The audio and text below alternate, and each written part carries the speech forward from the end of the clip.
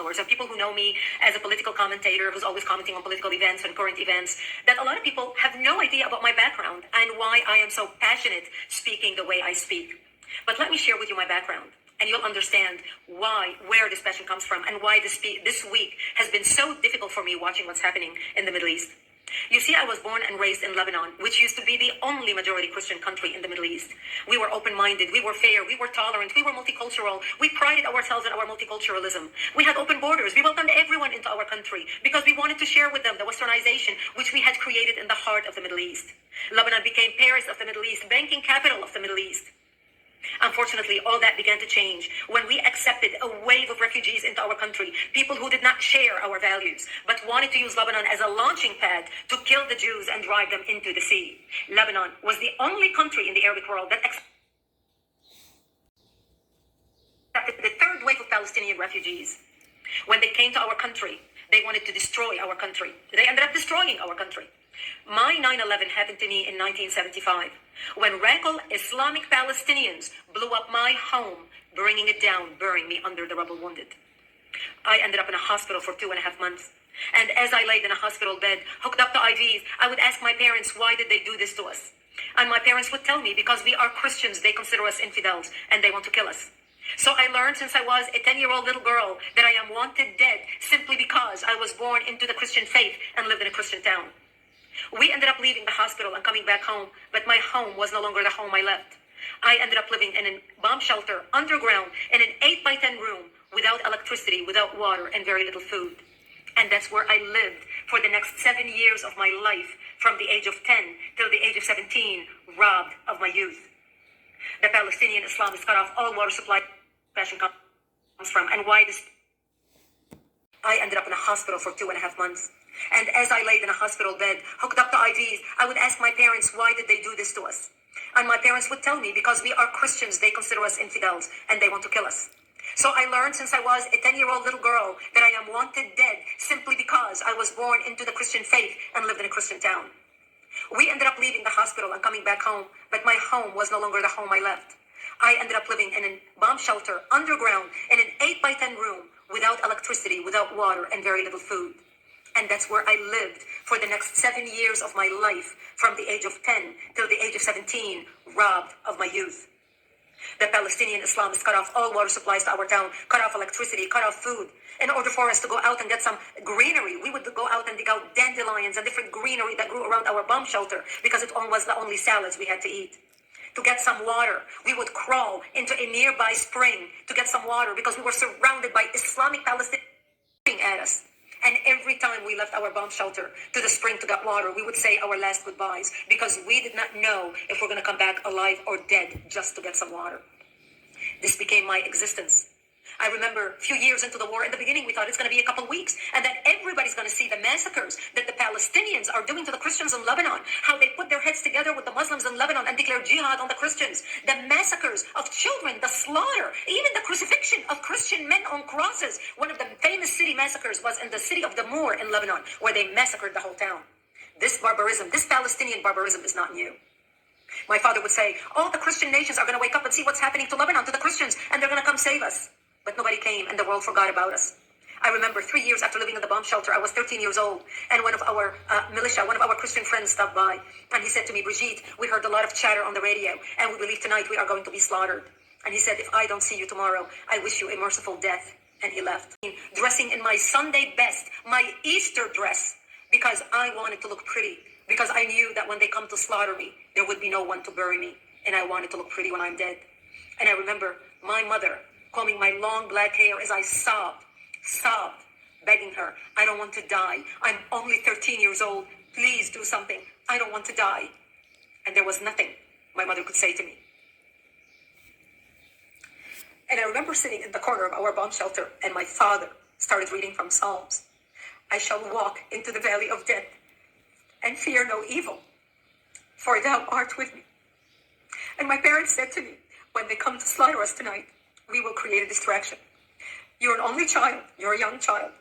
We lived a long life. We will create a distraction, and you just run towards Israel, run towards the Israeli border, and don't look back. You see, we knew if we run to the Jews and beg for help, the Jews are not going to slaughter us, because we had more shared values.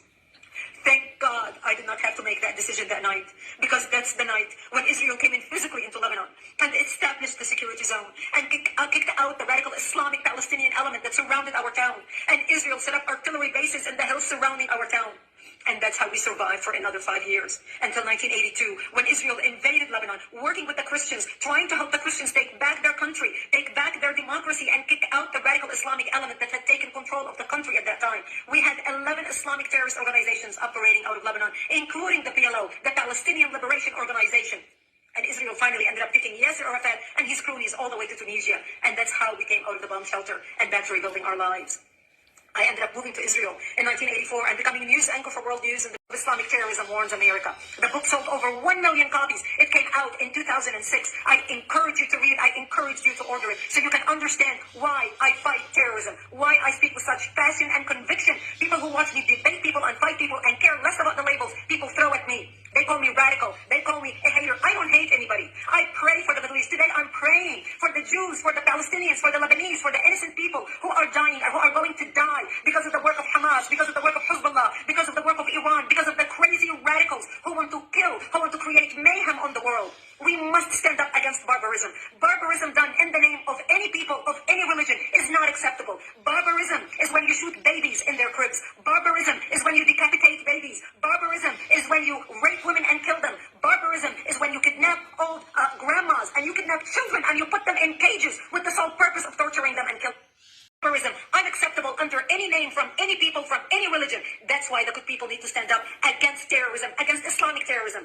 Because what starts in the Middle East doesn't end in the Middle East. What starts in Israel doesn't end in Israel. This is a war against between barbarism and civilization. This is a war between democracy and dictatorship. This is a war between goodness and evil. We either win or they win. We need to fight to win. We need to stand up with Israel to win. This is our fight and we must win it. Olá, bom dia, meus amores. Hoje é domingo, dia de novembro, já começo de novembro, vocês vão bem? Hoje sim é o dia na Igreja de Todos os Santos, seria dia 1º, mas eles estão festejando hoje, as leituras são maravilhosas, vá na igreja e comungue. Mas eu achei legal colocar esta senhora, uma jornalista, uma comentarista política, falando sobre o Oriente, como é a vida lá no Oriente. E eu tenho duas considerações. Uma seria falar para você da importância dos jornalistas quando eles falam coisas que procedem. Eles são os fofoqueiros do mundo, digamos assim, para o lado do bem. Se eles sabem falar coisas boas, eles edificam a comunidade mundial. Segunda coisa é que eu sempre olho nos vídeos esse meu olho aqui, ó, essa parte do meu olho, e eu me pergunto por quem que eu puxei esse olho meio estranho, meio caído e meio fundo.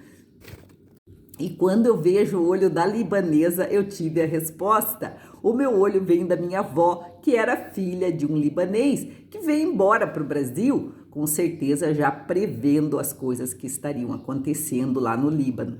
E eu achei muito interessante, porque ela coloca para nós que o Líbano era o único país cristão. Então ela diz que eles são o único país cristão do Oriente Médio, tinham mente aberta, justo, tolerante, multiculturalistas, têm fronteiras abertas, recebiam todos no país, partilhavam a ocidentalização que havíamos criado no coração do Oriente Médio. Ela era a Paris do Oriente Médio, a capital bancária do Oriente Médio. Para acolher as pessoas e ser cristão, acolheu então refugiados palestinos, muçulmanos, no meio ali daquela confusão toda entre muçulmano, judeu e cristão. E o que eles fizeram então, como diz ela ali? Ela perguntou para o pai por que começou a acontecer aquelas perseguições, aquelas bombas, aquelas destruições. Ela tinha 10 anos e o pai diz para ela, é porque eles dizem que nós somos infiéis, eles querem nos matar, eles acham, os muçulmanos, que só eles têm Deus e que os cristãos então são infiéis. E outra coisa que me chocou, né, que eles ficaram muito tempo naquela situação e que o pai dela dizia, não, os cristãos vão vir nos salvar. E não veio ninguém e o mundo tinha esquecido de nós. Essa é a frase que ela fala, os cristãos esqueceram de nós. Então, repetindo, né, o pai dizia para ela: as nações cristãs vão se levantar e proteger o Líbano. As nações cristãs vão se levantar e proteger o Líbano. E mais para frente, ela fica 7 anos naquele abrigo. O que acontece? Israel entrou fisicamente e protegeu as nossas fronteiras para que nós reconstruíssemos o nosso país. E mais para frente ela fala: a democracia contra a ditadura, o bem contra o mal. Então, gente, essa é a história do nosso mundo, é o que está acontecendo hoje e é o que está acontecendo hoje. Que nós falávamos, né, que Paulo sempre falava que no final dos tempos os judeus iriam se salvar, né? Por isso que eu estou aqui falando sobre isso. E aqui nós temos então uma ideia do que se tornou o cristianismo, que eu sempre falo, né? Frieza total. Você vai numa igreja, pode ter um hidrópico, um morto do lado, ninguém faz nada, ninguém vai impor as mãos, ninguém vai ter coragem de curar aquele morto, porque vai ser perseguido. E então, o pai dela tinha aquela esperança, né, que as nações cristãs iriam se unir para salvar o Líbano. Não aconteceu. Quem salvou o Líbano foram os judeus. Esses sim, nesse dia do juízo, seriam salvos, porque salvaram o cristão. Eles foram, não como aquele samaritano, né, que nem eram judeus, mas salvaram os cristãos do Líbano. Eu nem tenho nada para falar de você e de mim. Eu só sei que o que nós temos para falar é que nós sim estamos num país justo, tolerante, multiculturalista, fronteiras abertas, recebemos todos em nossas nações, partilhamos a nossa ocidentalização, né? Só que nós estamos nós somos como tudo no mundo, né? É o lugar onde mana, jorra leite e mel. Esse é o Brasil, né? É o Brasil do cristianismo, como era o Líbano, um oásis no meio daquele deserto de ódio, de tudo de ruim que tinha lá, e o Líbano era tudo de bom, e nós somos tudo de bom. Só que, gente, o que nós estamos fazendo com o nosso cristianismo? Nós estamos unidos? Os evangélicos com os católicos, ou estamos desunidos, brigando aqui dentro por causa de Cristo, da religião? O que nós estamos fazendo de bom pelo nosso país? Nós estamos cultivando a fé nas nossas famílias? Nós estamos cultivando o amor, a paz, que foi aquilo que Jesus deixou para nós? Ou nós estamos cada um cuidando do seu umbigo? Dentro da missa, dentro do culto, cada um cuida do seu umbigo. Eu quero melhorar, e nós vamos nos destruir com isso. Porque existem inimigos nossos que nos odeiam, que querem nos matar, porque nós somos cristãos. E ela dizia: o que eu tenho porque eu nasci numa cidade cristã, numa comunidade cristã, eles me odiarem? Então tem pessoas que nos odeiam. Agora, o que a mulher está fazendo com o seu corpo aqui, enquanto as muçulmanas cuidando do corpo? O que os homens estão fazendo com as suas mulheres? Lá nos muçulmanos, eles casam com 4 e ficam com 4, cuidando umas das outras, né? E tem bastante filhos, né?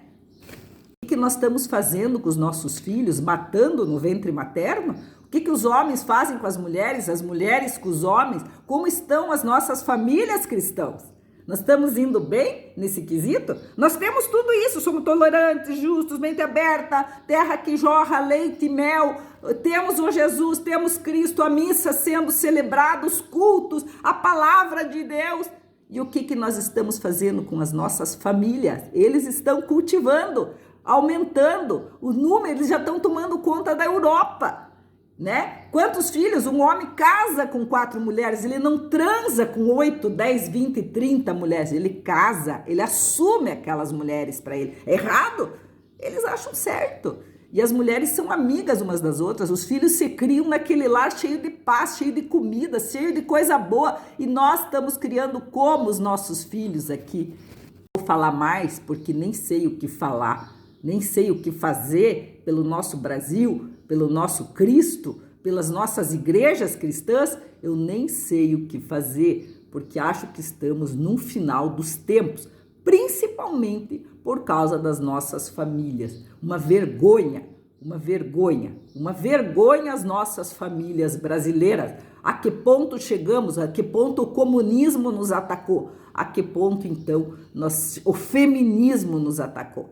Nós estamos numa situação lamentável.